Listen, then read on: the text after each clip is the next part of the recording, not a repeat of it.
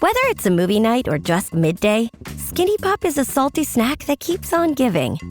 Made with just 3 simple ingredients for an irresistibly delicious taste and a large serving size that lasts. Deliciously popped, perfectly salted. Skinny Pop, popular for a reason. Shop Skinny Pop now.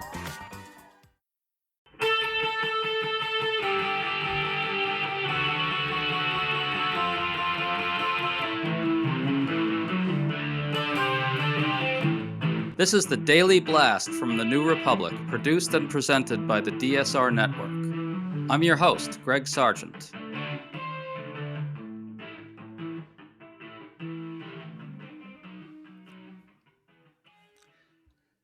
It's not every day that Donald Trump backs down, but that's exactly what happened after he posted a vile, racist video clip of the Obamas. It triggered a massive outcry, and the post was quietly taken down.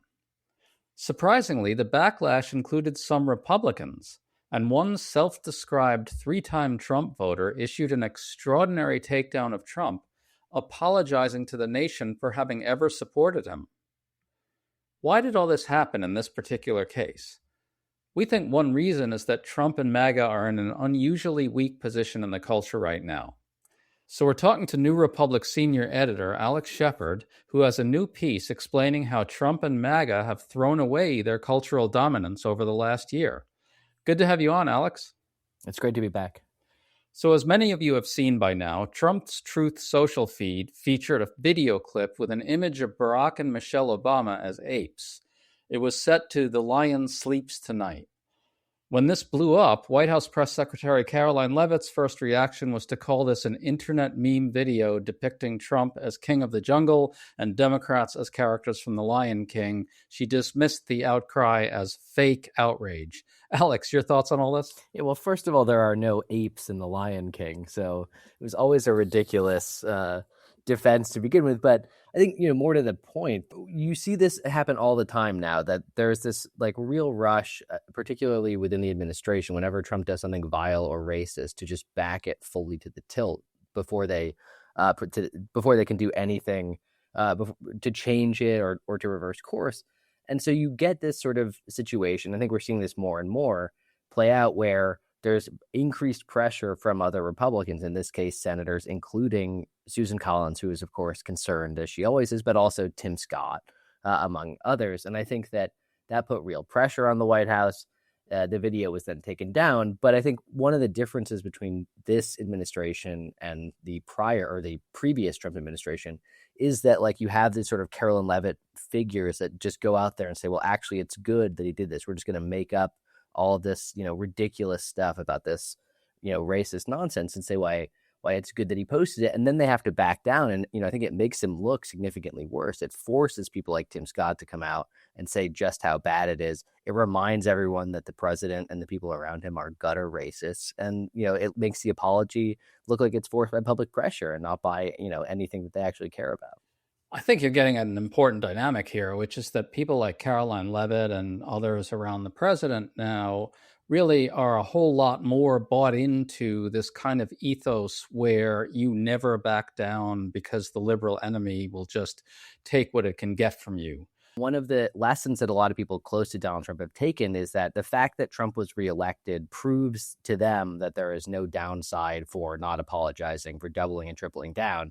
And I think, one, that's a really bad lesson to actually take away from Donald Trump, who sort of lucked into a second term and was convicted, for dozens of felonies, and probably would have been convicted of dozens of more, had he hung around.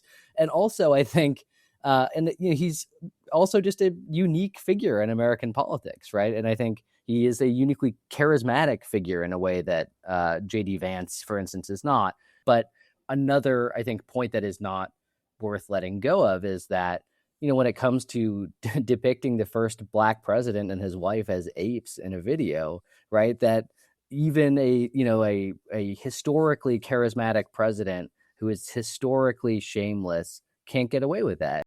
Well, here's some audio of a man who called into C-SPAN, identified himself as John from New Mexico, and a 3-time Trump voter. It's a bit long, but it's worth it. Listen.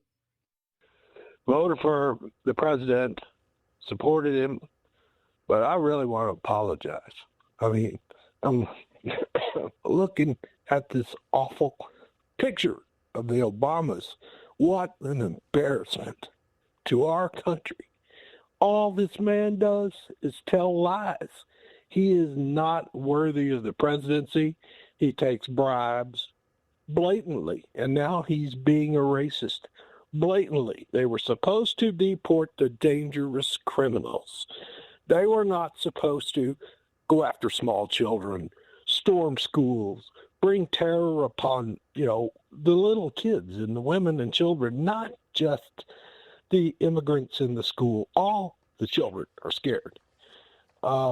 This is not a decent man. This is not an honest man. He openly takes bribes. He's pathetic as a president.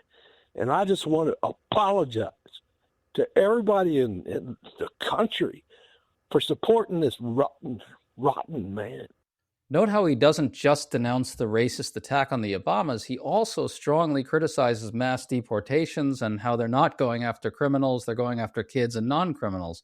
Alex, we always talk about how there were signs saying mass deportations now at the GOP convention, but a lot of people clearly didn't think through what this meant. What's your reaction to this man's amazing tirade?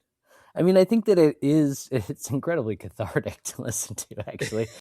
I think that this lines up with a lot of polling that you have covered, I think, pretty extensively, too, that you're just starting to see this fissure between this sort of core MAGA base, which is just, it's not that, it's maybe 25, 30%, right now, and the sort of other 25, 30, or 25-ish percent of voters who kind of go along with a lot of this nonsense because they think it's good for their bottom line. And I think that we're not even close to seeing the bottom here yet, but it's really, really starting to break. And I think Minneapolis, kind of to my surprise, was one of the things that really helped do it. And I think especially as the administration keeps trying to push to, deport 5-year-old Liam Ramos, it's only going to get a lot worse.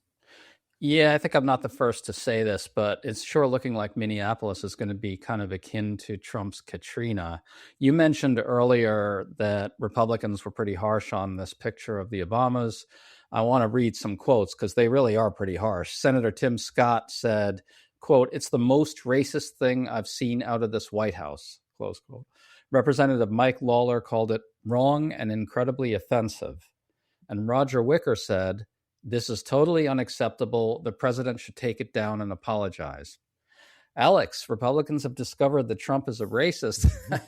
Yeah. Look, I think this was partly because this was so obvious an example, but I really don't think that's all it is. It seems to me that, and you got at this earlier, that even among Republicans, there's a newfound sense that something fundamental has broken in Trump's political standing. Is that too optimistic?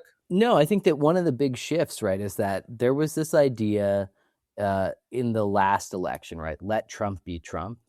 It's sort of pushed by Susie Wiles in particular, currently the chief of staff, that essentially that the president knows best and that what he's doing may seem like kooky and off the wall and or irrelevant to politics as usual, but pursuing that kind of stuff is what people like about him, and you should just let him do it. And I think that kind of idea actually carried a lot of Republicans for most of last year, too, even really as you started to see the administration kind of hit a rut, let's say the late summer of last year. And what we're seeing now, I think, is a return to a lot of the dynamics of Trump 1, right? When Republicans were aware that the president being not in full possession of his mental faculties, to put it mildly, was a drag on their electoral prospects.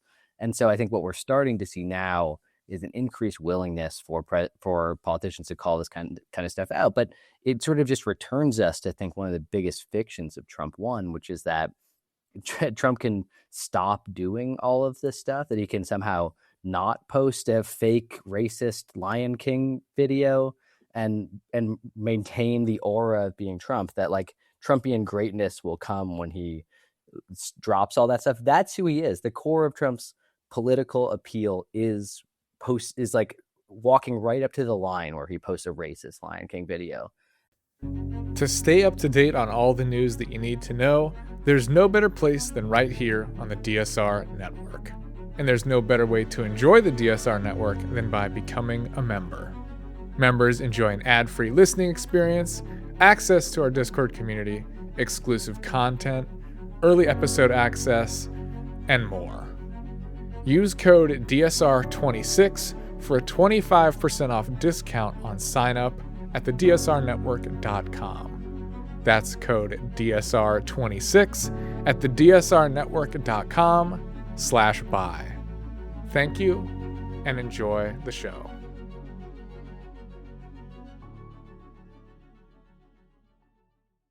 By the way, we should note that, as you pointed out, the post was quietly deleted, but an anonymous official placed the blame on an anonymous White House staffer who supposedly did this in error. As Politico put it, quote, "It was not immediately clear who in the White House has access to the president's Truth Social account." Yeah. I know one person who has access to President Trump's Truth Social account. I mean, look, they know this is really damaging. Everything always makes me feel ancient now when I talk about Trump, the first Trump term, but there was the moment in the fall of 2015 where he had also posted a racist video and took it down and said, the post was made by a young intern who's sorry about it. And you're like, well, he's obviously lying then. He's obviously lying now. Like, it's a White House where no one can be accountable because the president's not accountable. And again, this is going to happen again. And it may happen again on Monday after the Super Bowl, right? Or Sunday night. Certainly might. Well, let's talk about your great piece that's in the New Republic. It argues that after Trump's win, there was kind of a widespread illusion that the culture had genuinely gotten much more right-wing and more reactionary, more MAGA, really. What I really liked is the argument that in some ways the right actually has made some progress in the culture, especially online with figures like Joe Rogan, who have this kind of cultural penetration that is quite extraordinary. And I guess Rogan is kind of MAGA adjacent, you might put it. And a lot of these young male figures are MAGA adjacent, but they're pretty fluent in MAGA-ese to some degree, right? If that's the right way to put it. But, it's worth pointing out that it's precisely figures like Joe Rogan who are now breaking with the president over the ICE war on Americans. He's been relentless in criticizing the ICE stuff, and he's caught a lot of flack from MAGA for it as well. I really do think that you're getting at something important there.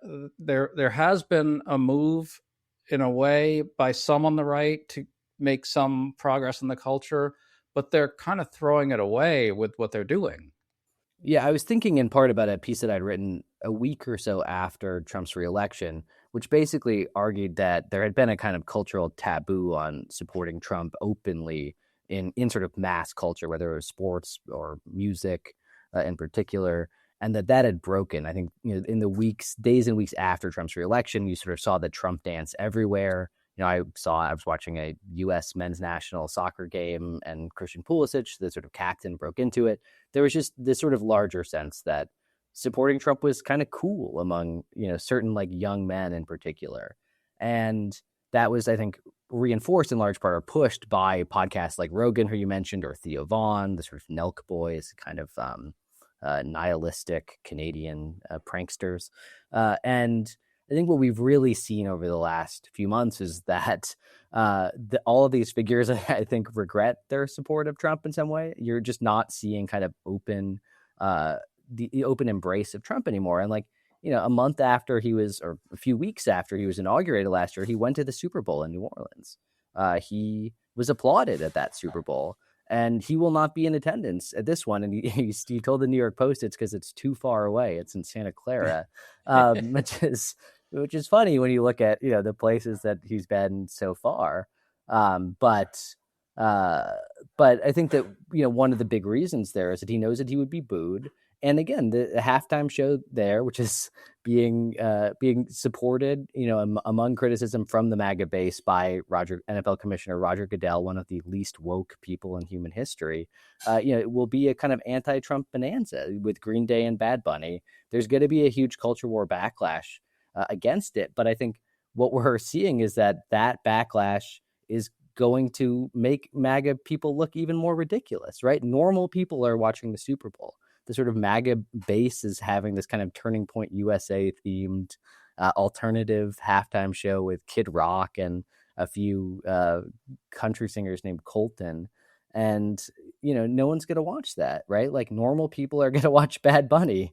People should realize that Bad Bunny just got a whole lot of acclaim and some criticism from the right for strongly attacking ICE when he gave his Grammy acceptance speech.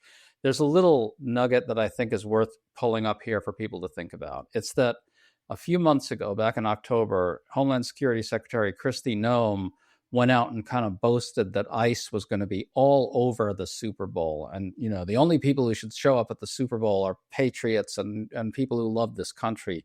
Even just a few months ago, the amount of hubris about the culture and MAGA and its cultural dominance was really quite pronounced, to the point where they could really say, like, we don't care if you hate ICE, we're going to swarm them all over the Super Bowl. And now that's been quietly canceled. And you're not going to see ICE at the Super Bowl because Trump and Kristi Noem cannot afford a moment where ICE is booed. I couldn't guarantee that would happen at the Super Bowl. I don't really know, but it's certainly likely, or at least possible, that they would receive a pretty hostile reception. And that's not something Trump and MAGA and Noem can stand. Yeah, and I think, just to sort of double down on that point, that when Trump came into office, the thing he loved the most was, that's why he took over the Kennedy Center, right? It's why he went to the Super Bowl. He wanted to appear beloved, right? He wanted to go and be applauded everywhere. And I think he was truly excited about hosting the World Cup this summer and then the Olympics in Los Angeles in 2028. Because they were going to reinforce this idea of his personal greatness, right? It's like the ridiculous Arc de Triomphe times 80 that they're putting up in DC. And, I think that is all kind of crumbling around him right now. And it's happened remarkably fast, right? It's been a year essentially since the last Super Bowl when he was in this position. One of the things that gave them momentum as they were coming in to office last year was the sense that they had kind of conquered the culture wars, that they had won this battle that they had been losing for half a century, and that all of this effort to take down Donald Trump for being a sort of bore and a racist had failed, and that in fact that meant that everyone here was more powerful and they could do whatever they wanted, and gave them all this credibility. And I think as we turn the corner into 2026. You just see no evidence of that at all, right? Trump can't show his face at the Super Bowl. Whether he attends a World Cup match this summer, I think, is an open question. But the truth of the matter is that if they go anywhere, they're met with massive public resistance and backlash. You see it at the Grammys, you see it at the Super Bowl, you see it in the streets of Minneapolis, you see it all over the country. And I think, there was this brief moment where it seemed like we were entering into a kind of new era defined by hard-edged right-wing culture, and that everything had changed and it was never going to be the same. And all of that power that they had a year ago, it's just already gone now. Yeah, that's a huge story. It's really one of the big stories of the moment. Trump and MAGA just watching their cultural power slowly dribble away, drain away. They're really shriveling right before our eyes. Alex Shepard, really nice to talk to you. Thanks so much for coming on. You too. I always appreciate it.